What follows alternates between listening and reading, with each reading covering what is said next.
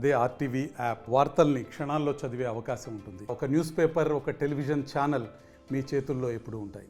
AP మంత్రి బొత్స సత్యనారాయణ వ్యాఖ్యలపై అటు మహబూబ్నగర్ ఎమ్మెల్యే ఎన్ఎం శ్రీనివాసరెడ్డిని ఆయన అడిగి తెలుసుకుందాం. బొత్స సత్యనారాయణ మాట్లాడుతూ ఏపీ మంత్రి కేంద్రాన్ని రాజధానికి సంబంధించి ఉమ్మడి రాజధానికి సంబంధించి కాలం అయిపోతుంది కాబట్టి మరికొంత కాలం పొడిగించాలని చెప్పి కూడా అడుగుతాం కోరుతాం అన్నట్టు ఎట్లా చూస్తారు దాన్ని?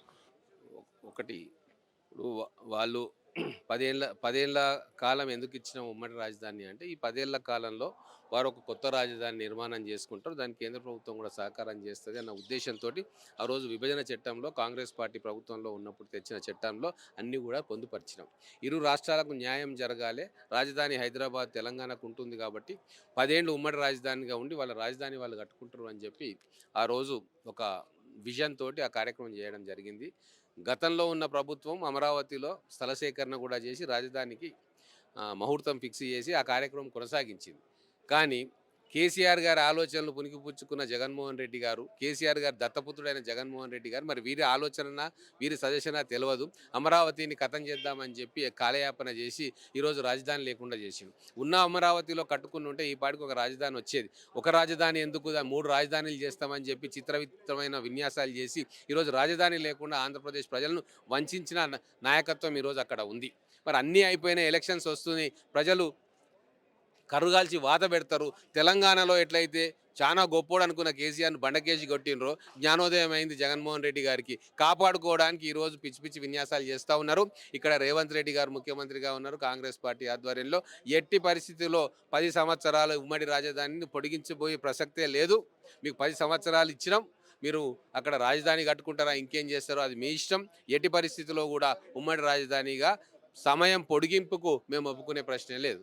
మరోవైపు ఈరోజు సభ్యులు వాకౌట్ చేయడానికి ఎట్లా చూస్తారు బీఆర్ఎస్? మీరు మాట్లాడే సమయం ఇవ్వట్లేదంటే అసలు సభలో వాళ్లకు అర్థమైపోయింది, వాళ్ళ నగ్నత్వం, అవినీతి మొత్తం కూడా బట్టబయలు అయిపోయింది. 10 ఏళ్ల వాళ్ళ విధ్వంసం కూడా ఈరోజు మేడిగడ్డ సందర్శనతోటి తెలంగాణ రాష్ట్రమే కాదు మొత్తం దేశానికి తెలిసిపోయింది. వాళ్ళు గత లక్షల కోట్ల రూపాయలు ఖర్చు పెట్టి ఏదో ప్రాజెక్టులు కడతా ఉన్నాం, నీళ్ళు ఇస్తున్నాం 1 కోటి ఎకరాలకు అన్న అసత్యాన్ని మేడిగడ్డ యాత్రతోటి పటాపంచలైపోయింది. వారు ఎన్ని రకాలుగా విన్యాసాలు చేసినా కూడా నమ్మడానికి ప్రజలు సిద్ధంగా లేరు. ఎక్కడ అసెంబ్లీలో వాళ్ళ బండారం బట్టబయలవుతుందో అని చెప్పి వాళ్ళు ఏదో ఒక సాకుతో అసెంబ్లీలో వాకౌట్ చేయాలని ప్రయత్నం చేశారు. ఆల్రెడీ 2 రోజుల క్రితం మాజీ మంత్రి మల్లారెడ్డి గారు, అయ్యా మేము పెళ్ళిళ్ళకు పోవాలి, 2 రోజులు మాకు టైం ఇవ్వండి చెప్పిండ్రు. అంటే వాళ్ళకు శాసనసభ కంటే, తెలంగాణ ప్రజల బాగోగుల కంటే, తెలంగాణ ప్రజల సమస్యల చర్చ కంటే పెళ్ళిళ్ళు, పేరెంటాలు, వినోదాలు వాళ్ళకి ఎక్కువైపోయినాయి. 10 సంవత్సరాలు కూడా వాళ్ళ అడ్మినిస్ట్రేషన్ చేయలే, అధికారాన్ని అనుభవించిర్రు. అందుకే ప్రజలకు అర్థమై ఈరోజు వాళ్ళని ప్రతిపక్షంలో కూర్చోబెట్టిర్రు. రేపు ప్రతిపక్ష స్థానంలో కూడా వాళ్ళు అర్హులు గారని చెప్పి హౌస్ బయట కూర్చోబెట్టే రోజు కూడా వస్తుంది. ఇక వాళ్ళు ఏమైనా చేసుకొని ప్రజలు వాళ్ళని పట్టించుకోవడం మానేసిండ్రు. నిన్నటి కేసీఆర్ వ్యాఖ్యలు ఈరోజు సభలో సభ్యులు చేసినటువంటి వ్యాఖ్యలు బీఆర్ఎస్ సభ్యులు ముఖ్యమంత్రి పైన, రేవంత్ రెడ్డి ముఖ్యమంత్రి సైతం కూడా ఒకవైపు వాళ్ళ వ్యాఖ్యల పట్ల కూడా సీఎం అనకుండా మర్యాద ఇవ్వకుండా మాట్లాడుతున్నారని చెప్పి ఒకవైపు కూడా వాళ్ళని మాట్లాడినటువంటి సిచ్యువేషన్ ఉంది. ఎట్లా చూస్తారు? వాస్తవం కదా. ఇప్పుడు సీఎం గారు ఏమైనా ఆయన కోసం ఏమైనా విహారయాత్రకు పోయిరా రేవంత్ రెడ్డి గారు మేడిగడ్డకు? బొందలగడ్డ అని కూడా పోల్చింది. ఇప్పుడు మేడిగడ్డను బొందలగడ్డ అన్న మాట కేసీఆర్ అన్నాడు. అంటే మీరు 1,00,000 కోట్ల ప్రాజెక్టు చేసి అది బొందలగడ్డ అంటే మరి ఇక బొందలగడ్డనే చేసిరు కదా మీరు. అందుకే కదా ప్రజలు మిమ్మల్ని తిరస్కరించారు. ఇప్పుడు పవిత్ర తెలంగాణ రాష్ట్రాన్ని, ఈ ప్రాజెక్టులను మేమేమో ఆధునిక దేవాలయాలం అంటాం, ఆయన్నేమో బొందలగడ్డ అంటాడు. అది ఆయన మానసిక పరిస్థితిని తెలియజేస్తూ ఉంది. ముఖ్యమంత్రి గారిని ఏం బీకనిక మేడిగడ్డ పోతున్నాం అని అనడం తప్పు కదా. మరి అటువంటప్పుడు ముఖ్యమంత్రి గారు హౌస్కి వచ్చి ప్రజలు మిమ్మల్ని బట్టలు కూడా తీసిరు ఓటు ద్వారా అంటే దాంట్లో తప్పేముంది? వాళ్లకు అసెంబ్లీలో చర్చ పెట్టడానికి వాళ్ళకి ఏం సబ్జెక్ట్ లేదు.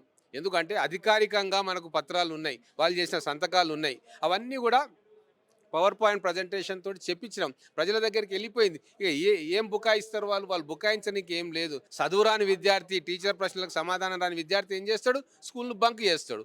గదే విధంగా ఈరోజు హరీష్ రావు గారి నేతృత్వంలో పాపం కడియం శ్రీహరి గారు ఏదో చెప్పబోతా ఉన్నాడు. కానీ హరీష్ రావుకు తెలుసు ఇది ఇంకా ముందుకు పోతే మా బండారం బట్టబయలు అవుతుంది, మేము ప్రజల ముందు నగ్నంగా నిలబడాల్సి వస్తుంది అని చెప్పి హైదరాబాద్ చలో చలో చలో అని తీసుకుపోయాడు. ఇది కేవలం బీఆర్ఎస్ అనేది ప్రైవేట్ లిమిటెడ్ పార్టీ. గతంలో ప్రభుత్వం కూడా ప్రైవేట్ లిమిటెడ్ ప్రభుత్వం. ఇది అందరికీ అర్థమైపోయింది. ఇక కొత్తగా దీని గురించి మాట్లాడాల్సిందే లేదు. Thank you sir. ఇది ఒకవైపు ఉమ్మడి 10 ఏళ్ళు ఉమ్మడి రాజధానిగా హైదరాబాద్ను కొనసాగిస్తున్నప్పుడు ఏపీ నేతలు ఏం చేశారు, మరోసారి 10 ఏళ్ళు పొడిగించడం అడుగుతామన్న దాంట్లో కూడా అస్సలు ఒప్పుకునే ప్రసక్తి లేదు ఒకవేళ అడిగినా. మరోవైపు కేసీఆర్ నిన్న సీఎం పైన కానివ్వండి, ఈరోజు బీఆర్ఎస్ సభ్యులు సీఎం పైన మాట్లాడినటువంటి విధానం కరెక్ట్ కాదు. వాళ్ళు మరోవైపు చర్చలో లేకుండా వాళ్ళ బండారం బయటపడుతుందనే భయంతోనే కూడా ఒకవైపు కూడా అసెంబ్లీ నుంచి బయటికి వాకౌట్ చేశారని చెప్పి కూడా ఎమ్మెల్యే ఎన్ఎం శ్రీనివాసరెడ్డి అంటున్నారు. కెమెరామెన్ గణేష్తో శ్రీధర్, RTV, హైదరాబాద్. మరిన్ని వీడియోస్ కోసం ఛానల్ ని సబ్స్క్రైబ్ చేయండి, లేటెస్ట్ అప్డేట్స్ కోసం వాట్సాప్ ఛానల్ ని ఫాలో చేయండి అండ్ లింక్ డిస్క్రిప్షన్ లో ఉంది.